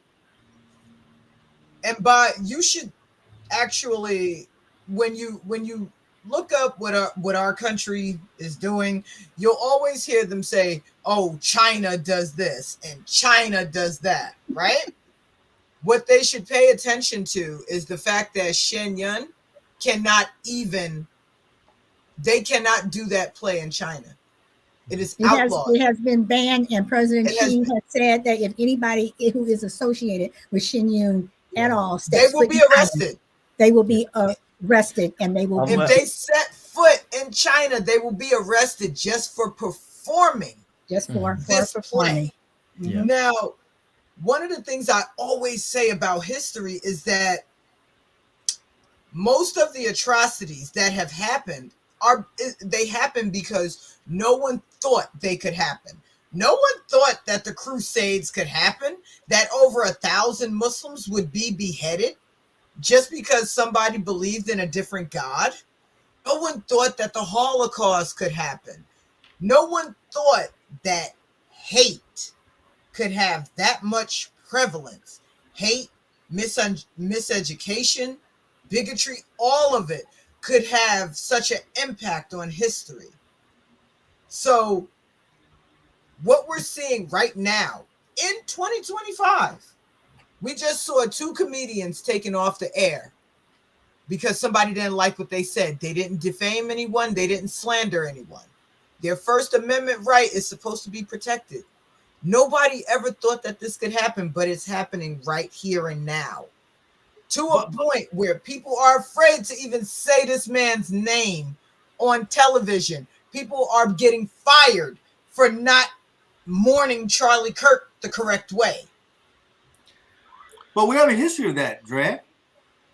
No, we have a strong history of that. I mean, Billie Holiday, Strange Fruit, Don't Sing It No More. FBI, you're on the hit list. We're gonna chain you up to a hospital bed and make sure you die of your condition and don't serve you. Paul Robeson, you will not have any plays here in America. You will not go anywhere else because we think you're a communist. NWA, you will not be a nigga with an attitude. You will be upset. If you sing one of them songs like F the Police, we will arrest you and put you in jail. 2 Live Crew, Me So Horny. You will not tell people how horny you are on air and we will put you in jail. We have a history of black people always being silenced whenever we start doing our thing. It's been there. So, yes, it has. So now, I mean, from the ones I just said, we've always had this complicated history that when black people do it, for some reason it's cool when you do it, but it's a problem when I do it, right? And so I just say, buckle your seats up, get your popcorn, open your eyes, because we're about to go on a ride. And like I told people on my Facebook post, welcome to the wall. Would you say that the Jimmy Kimmel thing is an attack on freedom of speech or his freedom of speech? He didn't even say he was talking about the assailant. He wasn't even talking about Charlie Kirk. He talked about the assailant could be far right. Yeah. So you're trying to tell me this dude got canned, not because he didn't say, I believe Charlie Kirk deserved what he got. He didn't say, I'm not going to mourn him. All he said is, hey, they're saying the assailant might be far right, and the dude got canned. He can still say those words. He just lost his show. I don't think it's an attack on his freedom of speech. If Facebook was banned in Scotland, it is an attack on his freedom of speech if they took his show away. So if Facebook gets banned from America tomorrow, is that an attack on your freedom of speech? It depends on why they're banning it. Are they banning it because people are saying things they don't like? They could just ban it because it promotes hate. Like any reason at all. Facebook tomorrow is banned. Is that attacking your freedom of speech? Okay. No, that's a good question. That's a great question. Go ahead. No, I'm saying that, the reason why I say that, Dre, the reason why I say that's a great question is because people use different avenues and channels to get their voice out. We're in a generation. I mean, who here has a newspaper subscription still? Newspaper still comes. Who opens up? I canceled mine in 2016, right, the day after Trump won. I'm just saying. See, so a lot of people don't read the newspaper. I will not lie. I get my media through social media. I do not watch the news. All media I get is literally fed to me, and sometimes it's through a narrative, right? And so I like what you said. Is it? And I think it is infringement. And what Dred was saying is it depends on why. Because, you know, if they ban it because like this, TikTok is now being bought out and now is going to change over to a far right algorithm where it used to be a neutral algorithm. If you used to see it, people on the left and right could go viral. No matter how you looked at it, ByteDance literally had it to where, hey, the people in China didn't care who went viral. It was like, if you like them, you like them. If you don't, you don't. Now you have a far right media, which now takes you back to, we want to censor your speech. I want you to understand, and I really want y'all to really open your eyes. When Trump says he's going to make Antifa a terrorist organization, we understand that Antifa is a thought. It is a thought. It's a thought. What he's trying to do, he's trying to make it to where your neighbor could say hate speech, this and that, and you get arrested. In other words, this person's part of Antifa. They're gonna put you. They're gonna make your speech make you part of something that he calls terrorism. So if I say I believe that everyone should eat, somebody next door might say, "What? You believe what?" I believe that everybody should eat. Everybody have this. Oh, you believe everybody should freaking free healthcare? Antifa, hate speech. They should come to my door to arrest me for that and say I'm part of a terrorist organization. And that's what they're trying to do. They're trying to make it to the point where they're trying to scare. They're trying to scare. It's a scare. They're trying to scare white America to say if you see anybody doing this, that is terrorist organization. We need to lock them up. So now it's gonna get very choppy here. It's already happening here, so I totally agree with you, and I'm against that. Like that's what I am against, and trust me, I'm not like the whole Facebook and Jimmy Kimmel thing. I'll be on the lookout for when our speech is being. But Jimmy Kimmel can go and start his own show. That's why I'm saying it's not an attack on his freedom of speech. And I know there's jokes about his ratings were poor and that's why he lost. And obviously, what the bottom line is, ABC have terminated these contracts. So it's not Trump, it's not attack on freedom of speech. It's ABC have said you're not having your show anymore. Okay, but was ABC, did ABC get that phone call? Like for Joy Reid, MSNBC got the phone call on Joy Reid. Oh, I don't doubt that things happen. You know, and again, so if more than likely ABC got the phone call, and it is an infringement of freedom of speech. Yeah, and what they'll do? My question: or in Boston, has Joy Reid went down, or has she went up? No, you know, and that's the thing. She has gone up, and with Jimmy, and so Jimmy Kimmel, and so did Shannon Sharp with his own talk show. What I'm trying to say is there are avenues to where these people like Jimmy, if Jimmy Kimmel opened up a YouTube right now, he would probably go viral and have a lot of people there. Oh yeah, and Joy Reid has, but you have who is it? Dredd, the other person that lost their show. Stephen Colbert. And yes. And come on, what's the guy that's now doing the Daily Show? He's back. Jon Stewart Jon Stewart may be next, Stewart right? and Stephen Colbert. They are getting together to get their own network going. Yeah. So there are avenues, but at the same time, it's like people make that phone call. I remember back in the 90s when this person is taboo now, when Bill Cosby wanted to buy NBC. It was pretty much a done deal. Bill Cosby was going to buy NBC. And the powers that be, and we all know who the powers that be are, say, oh, nope, can't have him buying in NBC. Oh no.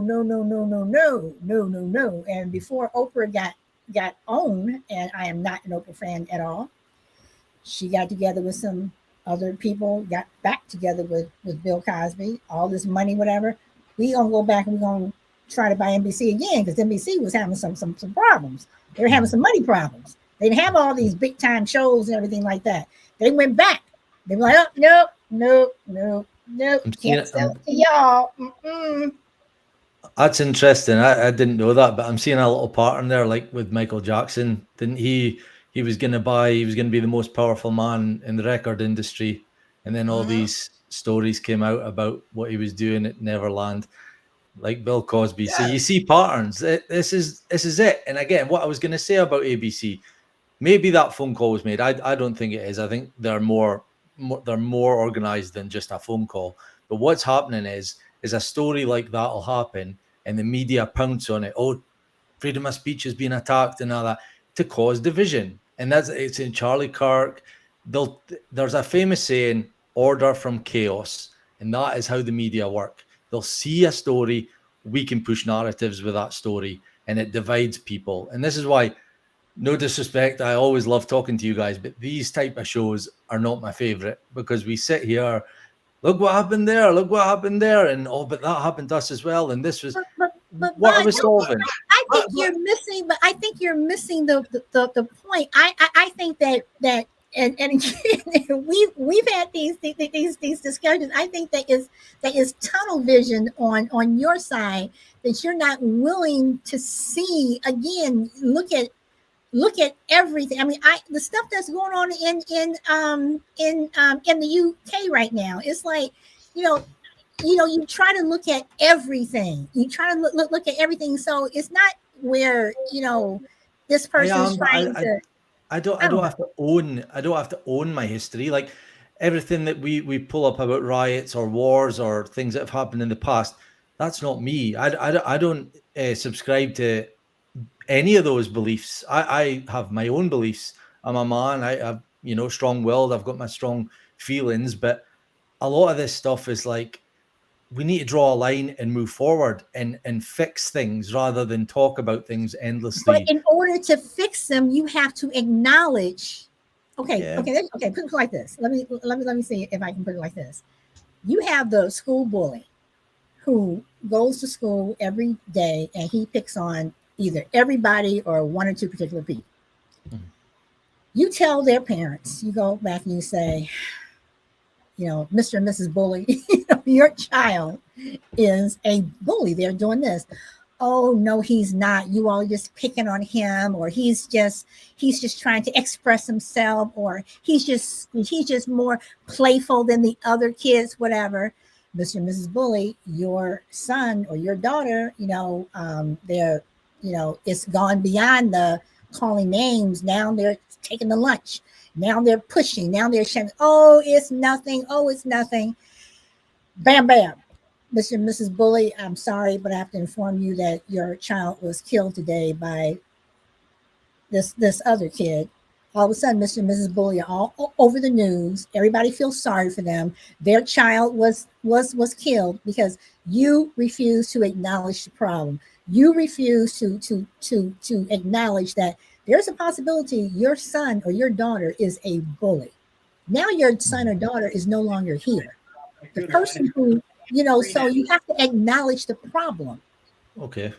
I've just thought You of have you something. have I've just thought of something that I've never said before, especially to you, and it might actually, hopefully, you take it on board here.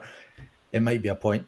Maybe it is that the audience that we're talking to is not the audience that this stuff should be attended for, should be given to. I think a lot of these conversations should be aimed at the governments, the people in power, because you preaching to me about no disrespect slavery, or me talking on podcasts about the Braveheart stuff, Scotland, England, talking to someone of color or talking to someone in Scotland today doesn't make any sense. It's the government, or like if I'm being oppressed with, I'm unemployed, I can't get a job because of something, like talking to someone that's also going through the same hardships as everyone else in the world today. It's redundant. Like here's a better analogy. If I was to move, I've heard this analogy before. If I was to move to Japan, who up until recent years were a very, very they were an ethno state, like very nationalistic. If I was to Mhm. walk into Japan and start pushing my weight around, talking online, talking in groups of people, saying, I'm not happy with the way things are here. You people do things wrong. Remember World War II? You guys attacked America, so what do you think would happen? So, Bob, one thing I want you to understand is the reason why these shows are important is because you're saying this should be for people in power. The thing is, people are supposed to be the ones that can take them out of power. If we truly believe that the people is the power, then the conversation around what we can do and organize and galvanize ourselves into a strength, that is what we're supposed to do. So these conversations should, in other words, are to trigger algorithms so people, when they go and check and say, whoa, what were they talking about this protest thing and everything else? And then what we're saying, what Dred might say, what you might say, what Salah might say, makes people think, and it triggers their mind to think outside of certain circles that they might just be into, right? Mhm. And so, and it makes them, and it challenges your mind to think, and maybe when that person goes to the polls, something that Salah might say might have them vote a different way. So these conversations are needed because this is what triggers a person's thought process to thinking on a higher level. Now to try and pull this all the way back into the title, right? This thing about protests. Jimmy Kimmel has now struck a new protest. As Mickey was telling me earlier, that today people are protesting Hulu. People are taking down their Hulu subscriptions to where Hulu's now saying you can get Hulu for $2. Hulu was charging more money, but I'm just trying to show you that is the power of people. Wait, really? Yeah, it's the fact that it's the fact that people have took their money away from Hulu because of Kimball and says, you know what, fine, you will not get our money. And so because people have now started dropping their Hulu subscriptions and Hulu seeing these $1 billion leaving their pockets, now they're giving deals. In other words, you could have been giving us $2 a long damn time ago, right? I want you to understand this. No, I get it. If everybody takes their money out of their Sony subscription, everybody takes their money out of their YouTube subscription. I mean, anything that we all put our subscription into, we want to see the price go down. Everybody take your money out of it, and the price will come down. But we keep on paying for Disney. We keep on paying for Prime. Take our money away from it, watch it come down, and we see. And that's why I say these conversations are important, so we can still control the narrative. It's imperative we control the narrative, baby. We have to have these conversations, solid conversations, your conversation. We have to be had at this level because when people hear the everyday, ordinary people talking about them, we empower them to make those decisions. Yeah, that's right. Council Hulu, everybody. We're gonna drop them down to $1 a month. That's the conversation I want to be having, and that is I'm not a fan of protests and things. Again, respect to everyone who does. I just don't think meeting in a mass number, because obviously one thing is they usually turn to shit because of small minority idiots making it turn to shit, but I just don't think the government care. They just don't care. We had, depending on who you believe, which side of the media you listen to, either 110,000 or over 1 million people in London last weekend protesting just the state of the UK and the mass immigration. And depending again which side of the media I listen to, these people are racist, fascists, all that kind of stuff. Or if you listen to the other side, it's just good, honest, hardworking British people of all colours, of all shapes and sizes, getting together to protest the government because they're making a shit show of the country, the cost of living, everything. So I'm not a fan of protests. I think just do what Lloyd says. That's proof in the pudding. And Solid, I've often backed you up with your, the black people pulling away from not spending money in these. That's the way to do it. I'd go even further and say stop paying tax. But unfortunately, I mean, they're not going to throw us all in jail. But you go to your employer and you say, yeah, but you could stop paying your council tax, which is something in the UK that is supposed to go to fixing the roads, emptying the bins, the water. Stop paying that. Stop paying your TV license. Stop paying your Hulu. Stop paying, because if you're not happy with it, you said TV license. Yeah. What's that? What is a TV license? Well, nobody I know pay. I don't pay it, and nobody I know knows pay it. But the older generation, a lot of people that think it's it's £140 a year to watch one channel, the BBC, because during wartime, World War II, the BBC started as a war broadcast and started charging people for just that channel, and they don't have adverts between programs. That's how they justify it. So if you don't pay, you get a letter through your door saying we're going to send someone round to your door and look in your windows, and if you're watching BBC, you can get £1,000 fine. It's ridiculous, but that's crazy. I know. So crazy. This is how you do it. Yeah, you just affect if the government's not doing something and everyone's behind it. Now, again, that's probably where there's good in protest, to see how much numbers are behind a movement. Then just pull your money out, because at the end of the day, they can't do anything without your money. It's not government funded. That's what I say. Money funded. pushes so many things. But real quick, Bob, did you ever look up to see who Eric Little was? I did that morning. We were talking. You told me. I can't. He was a runner, and he had something wrong with him. I can't remember. I didn't. I was at work. Yeah. Okay. All right. But I'm going to look up that. I'm just saying that in Scotland, he was one of the best runners that the Olympics have ever had, and I just found this story fascinating. Yeah. But anyway, I mean, I don't know. Again, people will look at riots and protests, the revolutions, rebellions. Everyone will have their own take and whatever. But the U.S. has some very important midterm elections coming up in November. I hope everybody participates, and I know how you are about elections, whatever. But I I believe in them. I've never missed an election, even if it's voting for a town hall person. I vote um, uh, because too many people did lose their lives, so I can vote. So I most of it I look at it like that. Um, but we are losing our rights, and before I die, um, I think I'm going to see a different world than when I was born, but basically, but the same world. So things haven't changed much. That they haven't, and people say, "Oh, but you all can do this," and you had a first thing they want to say is you had a black president. Yeah, we had a black president, but it's like, what did?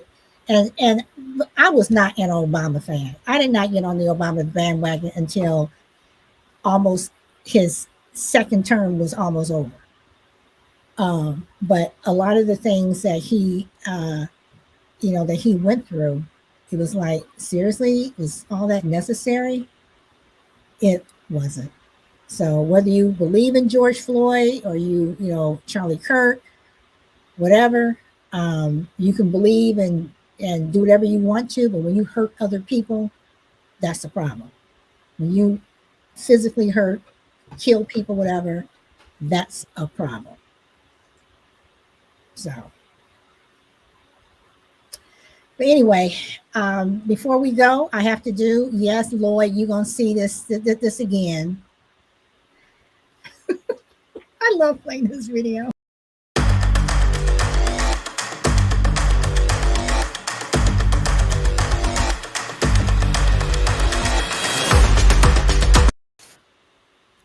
Okay, so who wants to go first? What pissed you off this week, or what made you happy this week? So who wants to go first? Lloyd? Dread? I'll go first. Okay. I just put in the chat about the Jimmy Kimmel thing, so you know that. Okay. So I'll go first. Man, this week, what has pissed me off? You know what? Nothing has pissed me off this week. I have what's made me very happy is this entire month off of TikTok has just been so refreshing, and waking up and reading and the things that I've just been able to just absorb. I'm reading like 8 books right now, going in 9 because I'm about to start this other James Baldwin book tomorrow. So, and just the freshness of getting out of the circular conversations that happen on TikTok has really just been so great. I did a cleanse before I left TikTok, which is a lot of people I would call my TikTok friends. I went ahead and I seen the conversation they were having, and they weren't productive like this one here is. And so I unfollowed a lot of them. And one had called me and said, "Hey, you unfollow me?" I was like, "Yeah, about a month ago. You didn't see it?" And it was like, I said, and I had to be honest with them. And I said, "As you can see, I don't bring you. If it took you that long to understand, I bring you nothing, just like you bring me nothing. And I think that we should have a split. Not saying that we don't like each other. This is not about a battle or beef. It's just we don't have an equitable friendship. That I've been gone this long and you just now notice now I followed you. We don't have, it's not equitable. So I'm fine where I'm at. You should just be fine where you're at. And understand that we never brought each other anything. And I just love the fact that I'm cleaning a lot of people and mess out of my life. And that's why I'm happy. Dread? I could go to give you so I can't remember my thing last week, but I did tell you guys I was starting a new job on Monday, and I've felt shitty all week, quite pissed off. The promises that I was given about this new job with the opportunities and shift allowance and overtime and bonuses at the end of every quarter, and none of it was true. So I've felt shitty all week. There was one night I was in the kitchen just as my partner came in the door, and literally she just come in the door and she went, "Oh, what's wrong?" So I've obviously got a face of pain and thunder. Just felt shitty. You know, you make a jump from one job to another thinking it's gonna be great, and you've been promised all this thing. So that's what's pissed me off this week. Yeah. Okay. Dread, piss you off? Something made you happy? Well, nothing could piss me off this week because I was on vacation. Okay. I'll say what's making me happy is that I finally just sat still. I work too much. Solid knows this. I work too much. 12, 14, 16-hour days. And for the whole week, I really couldn't give a damn. I slept in. I ate what I wanted. I didn't go to the gym.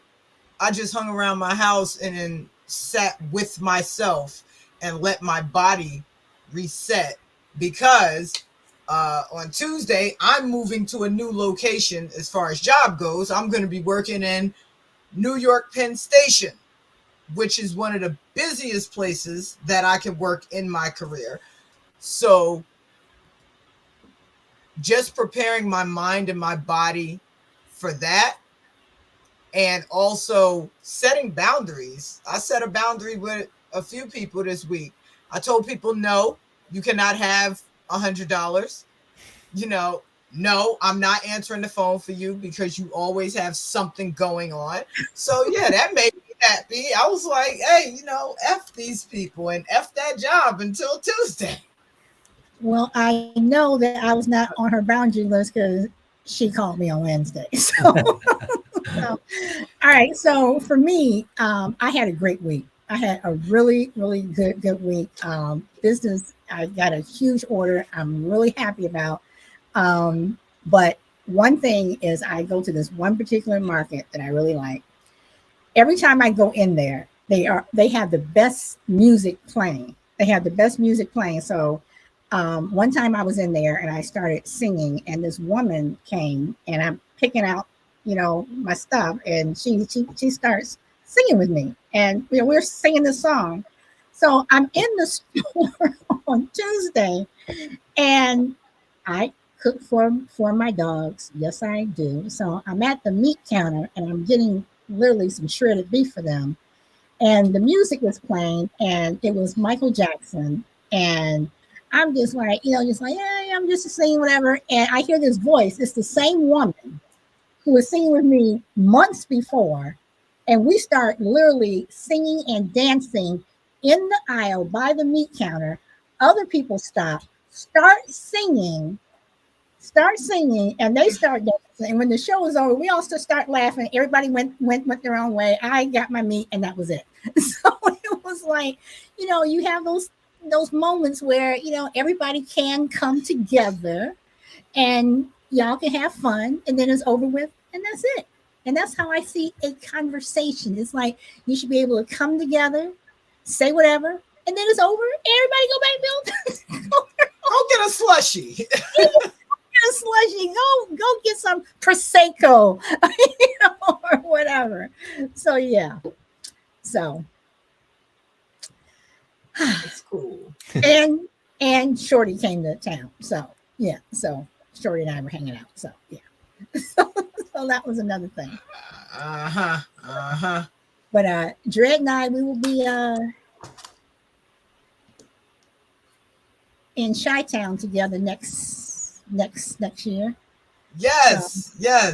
So yes. I've never been to Chicago, folks, so I'm looking forward to it because I have this urge to just spread my wings and go. Just go. Why don't I ever get invited to these trips? Hey, let's do. Hey, how about let's go to New Orleans? Let's go to Mardi Gras. Huh? Let's get some. No, I was trying to say, like, y'all running around the whole world, don't even tell nobody. Hey, me and Dred's going. What's the name? You should join. Well, I will say that I will. It didn't happen this year, but Scotland, I will be there hopefully next year because my son is going to Paris. He asked me to go with him for some art thing. So I know that you all are literally like right next door to each other, for the most part. Yeah. So hopefully I will get there. But I have said that 2026 is I love to travel. I love traveling by myself. I love traveling and meeting up with friends and what have you. But 2026 is going to be my year when I'm really traveling. And Dred is hoot, y'all. But I will tell you this: Dred has a face that when she thinks you're being silly or are you kidding me? I was in New Jersey. I told Dred. It's this one. Now this was back in May, and I said I'm bringing a game with me to play. Oh, now here we go. Okay, so Lloyd, the game that I brought to play. I don't know if you know what this is, but you might. Lloyd, I brought Old Maid. No, I don't know. You don't know what Old Maid is, Lloyd? or are you giving me the look? Are you giving me the look? Old Maid is like. Okay, so I brought Old Maid. Hey, Dred, did you play Old Maid? Oh yeah, she played and our mutual friend, we're both cracking up, laughing, pulling the cards, laughing. Old Maid. And Dred is sitting there with her face like, I cannot believe I'm playing this. And at one point, I think you even said, I can't believe I'm playing this shit. and we are cracking up. We're having fun. And we played 2 games. I mean, we were cracking up, and Dred had that look on her face like, I can't believe you brought this game. This game. But sometimes you got to go back to old school to have some fun. You know what, Lloyd? I'll just be honest. I am a very, very perverted person. Okay. So when she told me I'm bringing a game, I thought it was going to include something raunchy, but Miss Bourgeois over here, and maybe I'm projecting because I did say I'm a pervert. Games like that make me laugh. Nipple flicks and stuff. Like, bro, I know you didn't bring this dice and it's got a hairy testicle on it. Things like that. So when she pulled out Old Maid, I was just like, this is the face. I was just like, that's hilarious. Again, I play a mean Uno, okay? Mm-hmm. I could have dealt with Uno, but Old Maid. Well, excuse me. Uno was a choice because the other person brought Uno, but you had that look. So what we ended up doing, Lloyd, because where I was staying there was a casino. So we ended up going down to the casino. I don't gamble. I just sit and watch whatever. So I was watching Dred win her little. How much did you win? Like $40, $50? Yes, I did. Yes. So but even then, Lloyd, she's winning money, and she got this look on her face. It's like, and I'm just like, I am just having fun. I am just having fun. So, wow. But anyway, y'all, that's it. It was a great show. It was. This is great. Mickey's like, whatever. Is that obvious? And Lloyd wants to know why can't I have $100? That's great. That's $100. Mickey, we will get together and we'll play some Old Maid. So, all right, y'all. So until next time, I don't know what the show's gonna be about unless somebody sends me a video. But I don't know. Other than that, Peace and Dread. I am glad that you were able to come on, and it's Same been a here. while, and you were on vacation, so that was good. So until next time, y'all. Thanks for coming.